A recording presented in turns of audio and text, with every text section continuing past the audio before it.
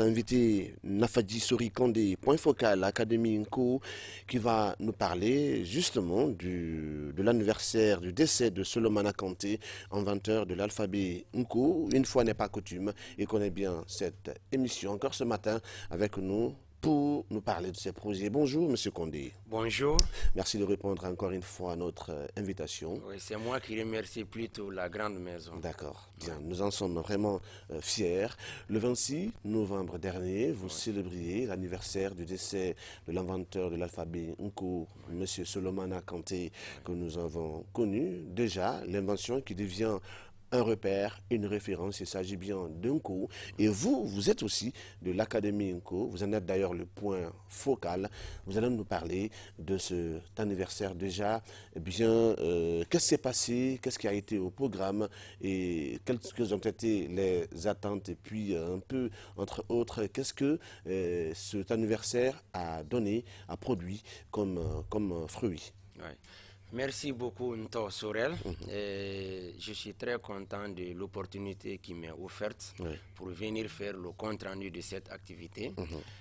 Solomana Kanté est un savant guinéen, né en 1922 à Colonie Soumankoui et décédé en novembre 1987 à Conakry. Donc ça fait 30 ans qu'il a disparu, mais il a légué un héritage qui est l'écriture Nko. Il a légué un héritage qui est environ 183 livres de plusieurs domaines. Donc il a fait des travaux en matière de théologie, en matière de grammaire, de dictionnaire, de sciences, ainsi de suite, et des travaux en matière d'histoire.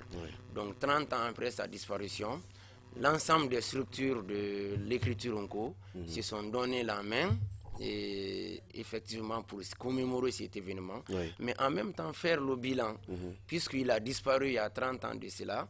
Donc il fallait vraiment faire le bilan, ce qui a été fait, quelles sont les attentes, ce qui n'a pas été fait, et quelles sont les difficultés, les problèmes, et quel est le plan d'action qu'il faut réaliser. C'est pour cela le thème de l'événement, c'était réellement les états généraux de l'alphabet Nko au cœur de la journée Solomana Kanté. Donc c'est une journée qui a été célébrée dans le cadre de l'événement, comme on le sait, Conakry, capitale mondiale du livre.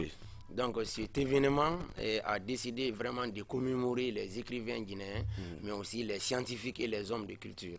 C'est pour cela le commissaire Sansi Kaba Diakité et son équipe ont bien voulu inscrire cet événement dans le registre de l'activité Conakry, capitale mondiale du livre 2017. Et cette année, la salle même du CCFG était archi comble. Tout le monde n'a pas trouvé de place pour s'asseoir. Bon, nous nous excusons auprès de ceux qui sont venus, qui n'ont pas pu trouver de place, mais c'est le symbole aussi de l'engouement que l'organisation a suscité. Donc, nous avons présenté aussi des produits technologiques tels que les tablettes Nko qui sont en conception. Et grâce à une start-up naissante de la place qui s'appelle Continental Soft, donc, parce que nous savons que l'avenir de l'Afrique aussi c'est le numérique. Donc, grâce à Continental Soft, donc, nous sommes en train de réaliser aussi des tablettes Made in Guinée, c'est ça la grande nouveauté. Et à chaque fois qu'on dit tablette Made in Guinée, les gens sourient, mais comment on peut faire des tablettes en Guinée? On n'a pas fait ça en Europe, en Chine ou bien en Amérique. Mais bien sûr, nous voulons relever aussi le défi de la technologie. Et nous savons qu'avec les langues africaines, on peut vraiment créer dans nos langues. Et si le savoir est universel, ça n'a pas de frontières. Donc vraiment, et il fallait rendre vraiment à Solomana Kanté, ses compagnons étaient là, ses deux veuves, ses épouses, son fils aîné, donc, et puis ses amis d'enfance qui vivent sont venus témoigner. Pour nous, les jeunes de la nouvelle génération, c'était vraiment intéressant. Et il y a eu beaucoup de témoignages. Et des personnalités aussi de la Guinée sont là, ont été là. Et il y a le ministre professeur Koutoubo Moustapha Sano qui a fait le déplacement et qui connaissait bien cette famille de l'inventaire qui a donné son témoignage, mais aussi les associations et puis toute la chaîne du livre en Guinée. Je remercie beaucoup Ali Ousso de l'édition Gandal, vraiment qui a fait le déplacement. Et donc on a organisé une exposition aussi sur les langues nationales autour de l'événement.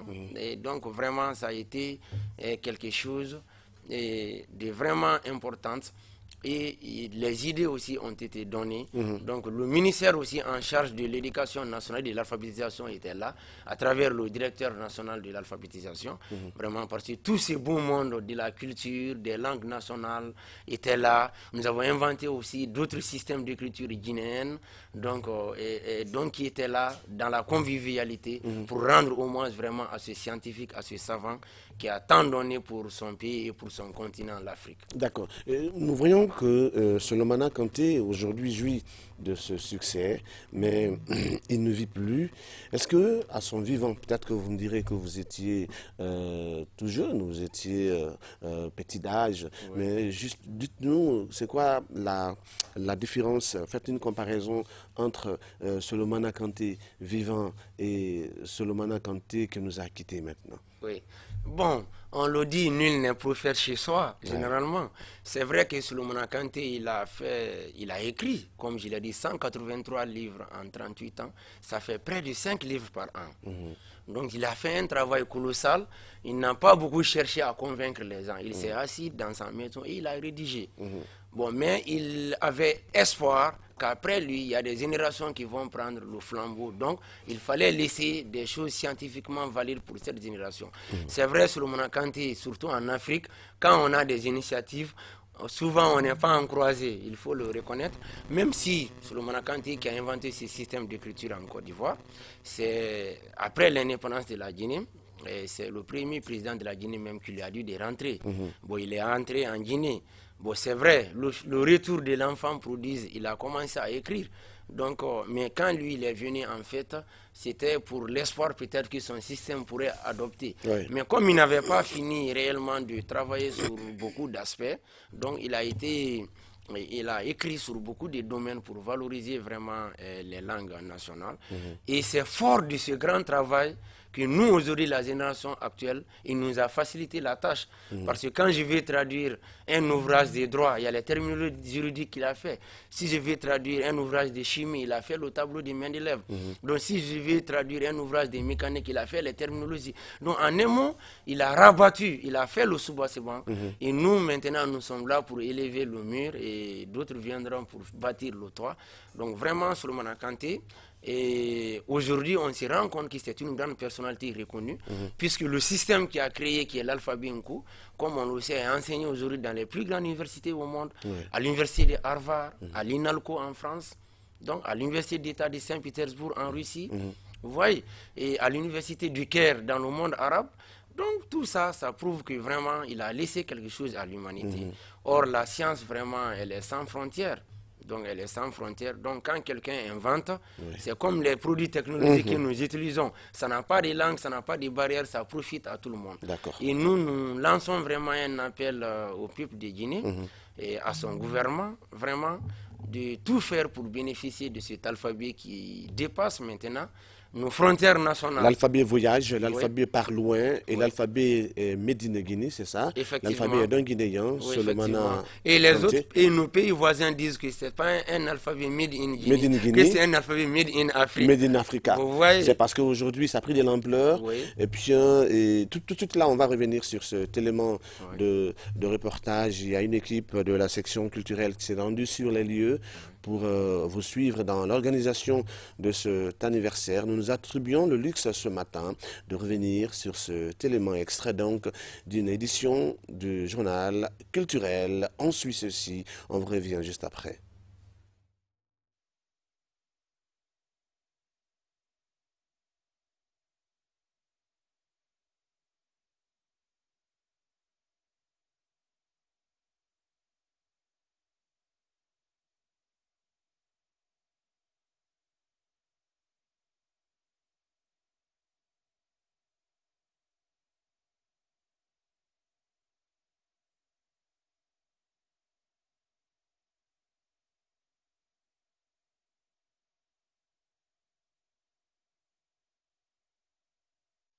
de l'autre côté, mais c'est vous renvoyez déjà, ça peut vous dire que la RTG accompagne l'Académie Nko dans l'organisation de toute activité.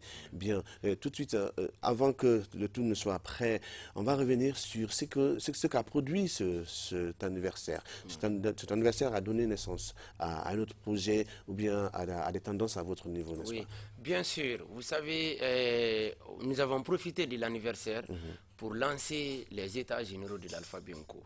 Bon, tout le monde sait que les états généraux, c'est une question de vraiment faire la prospection à la maison.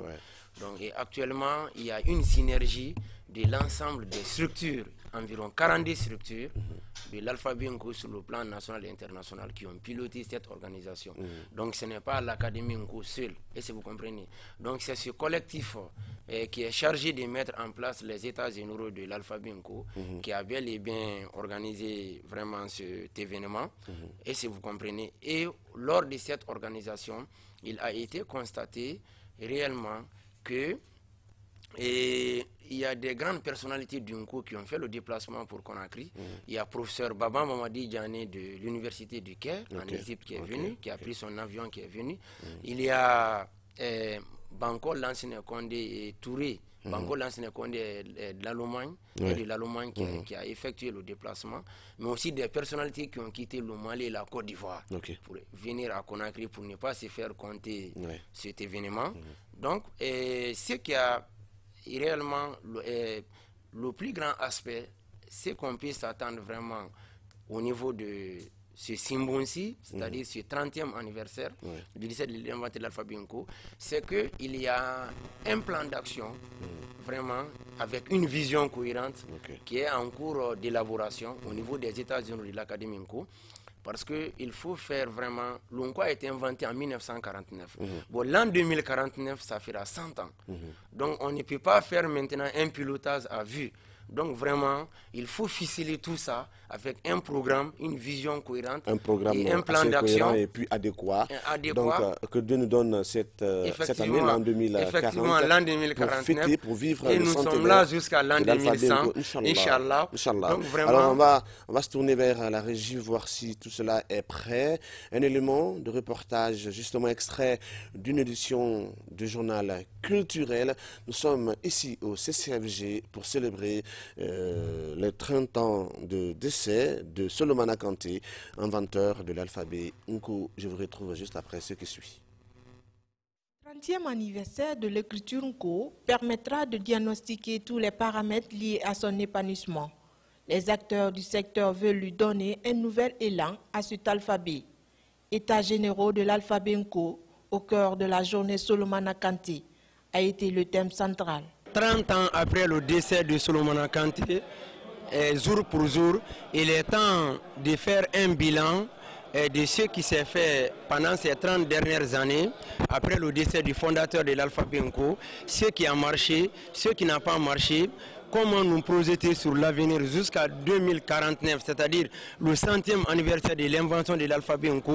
Donc, ce sont ces travaux qui sont ouverts et de faire aussi un grand résultat sur le plan national pour une synergie d'action de toutes les structures promotrices de l'alphabet Nko.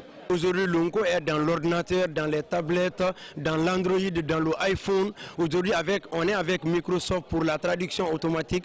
Il est l'heure aussi de construire la première université du Nko. Donc on peut dire que le bilan est globalement positif. J'ai vu l'importance de Nko. Je me suis dit, ce n'est pas seulement des autres qui peuvent lire. Toutes les Guinéens peuvent lire Nko, que ce soit des Soussous, des Malinké, des Peuls, des Baga. Tout un chacun peut lire Nko. Je vois que aussi, la traduction que j'ai faite en Soussou, à travers ça, les autres aussi peuvent se motiver pour connaître Nko. Parce que ce n'est pas une question de dire c'est seulement pour des Malinké. Non, non, non. C'est une science. La science, elle est universelle. L'hommage a été rendu à Solomana Kanté, un Guinéen né en 1922 à Colonie, secteur de la sous-préfecture de Carifomoudia, dans Kankan. Le chercheur a transcrit sa langue maternelle, le maninka, en utilisant ses caractères arabes qu'il maîtrisait parfaitement.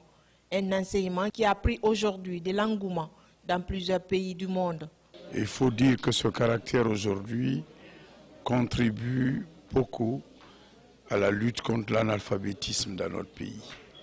Donc j'ai de très bonne impression. Le discours, les différentes interventions ont campé, on ne peut plus clairement, la vie, l'œuvre de Solomana Kanté et les perspectives. Nous devons tous œuvrer à la promotion de nos langues de culture. Solomana Kanté, comme vous le voyez ici, c'était un grand homme avec une grande vision. Depuis en 1949, il a su que l'Afrique ne peut pas se développer sans nos langues nationales. Il a tenté de créer son système d'écriture qu'il a baptisé l'Onco. Et aujourd'hui, on enseigne l'Onco dans 10 universités africaines et européennes et américaines. Donc vraiment, pour nous, c'est un plaisir, c'était une joie pour la famille, parce que les prophéties de notre papa est en train de se réaliser aujourd'hui. Solomana Kanté a traduit des livres de théologie islamique en 1945 pour attirer son entourage. Il a émis le premier syllabaire en maninka avec l'alphabet arabe en 1944. C'est un anniversaire géant, grand aussi, qui immortalise un scientifique guinéen, Solomana Kanté, ce Guinéen qui a inventé l'alphabet Nkou. 30 ans après son décès, ce qui est fait, ce qu'on compte faire, voilà, ça a été la question principale posée par les académiciens Nkou. Et puis, justement, c'est un prélude à la bonne relance des qualités liées à cet alphabet Médine Guinée, parce que cet alphabet est d'un Guinéen, un alphabet qui devient aujourd'hui interplanétaire, un alphabet qu'on retrouve dans toutes les langues presque, et puis dans les androïdes. Alors, quels sont les futurs, les projets à votre niveau? Que comptez-vous faire, c'est-à-dire après cet anniversaire? Bon. Et actuellement, pour être bref, il y a 3 grands projets qui sont à l'ordre du jour. Le projet qui est en cours, c'est le projet de la traduction automatique chez Microsoft. Bon, vous savez, dans le système de Microsoft, le système d'exploitation de Microsoft, il y a 59 langues internationales qui existent. Donc, on veut ajouter le système d'écriture en cours pour que, si je dis par exemple, je vais à la maison en français, que ça peut me dire par exemple en maninka, Mwato Luma. Donc, I go to home. Donc, quand on va mettre l'onco dans ce système-là, donc ça va permettre la traduction automatique et simultanée avec 59 autres langues internationales qui sont dans le système de Microsoft. Bon, c'est ce projet qui est en cours. Et pour trouver aussi certains financements à ce projet, nous avons organisé le fundraising qu'on appelle la levée des fonds qui est en cours. Donc, ça, c'est ce qui est immédiat. Et à moyen terme aussi, et notre ambition, vraiment, c'est d'assurer aussi le transfert de technologies. Quand on a un système d'écriture, on peut faire comme les Asiatiques l'ont fait, vraiment pour transférer la technologie. Donc, parce qu'on a un instrument qui permet de l'exploiter. Donc, pour cela, il y a un projet à moyen terme de construction d'un centre de recherche et d'une université à Kankan, en République de Guinée, aussi qui est une des grandes activités, qui est l'organisation, une ONG conseillée d'expatriés, qu'on appelle Union Mandin Sabati, qui est promotrice de ce projet. Et le troisième grand projet aussi de l'événement, réellement, aussi qui est immédiat, je devais même commencer par ça, ce sont les tablettes didactiques. C'est des tablettes qui peuvent faire beaucoup de choses, mais que des développeurs ont taillé sur mesure par rapport aux besoins des nous africains. Parce que ceux qui développent en Europe aussi ne connaissent pas forcément certaines réalités de chez nous. Donc il est temps maintenant que nous, vraiment, nous faisions une enquête réellement pour savoir de quoi on a besoin, de quoi un commerçant guinéen a besoin pratiquement, de quoi un étudiant guinéen a besoin. Et puis ces tablettes aussi, il y a des cours aussi de leçons. Il y a des cours d'écriture aussi qui sont dedans. Quand on va les lancer plus tard dans un mois, lorsque ces tablettes seront produites en Guinée ici, seront lancées au niveau du marché. Et nous allons inviter aussi la RTZ qui sera toujours au cœur de l'événement. Mais ça permettra quand même à beaucoup de personnes de s'initier à l'alphabet Nko sans être assistés directement par un professeur. D'accord. C'est ça l'avantage. On verra tout cela beaucoup plus en détail très prochainement dans un autre numéro de Kolomata. En tout cas, nous en sommes très fiers parce que quand nous parlons d'un produit made in Guinée et que ce produit a tendance à s'internationaliser, à s'impliquer justement, à se valoriser dans la NTIC, je pense bien qu'en bon guinéen, il faut s'en frotter la main. Merci à toi, Nto Nafadi Souri Kondé. Je rappelle que vous êtes le point focal académique. Nous parlions de l'anniversaire du décès de l'inventeur de l'alphabet Nko, Solomana Kanté, une fierté, en tout cas l'immortel Solomana Kanté. Merci à toi, Nto. On aura le temps de débattre de toute autre question, des questions liées à votre académie. En tout cas, bonne chance et les Guinéens sont fiers de vous. Et merci aussi à la RTZ, merci à Continental Soft. Merci à la famille de Solomana Kanté, à ses honorables épouses. Et merci aussi à toutes les structures d'Unko qui ont participé à l'événement. Et merci au peuple de Guinée, à son gouvernement. D'accord. Merci bien. Merci bien, Kondé. Vous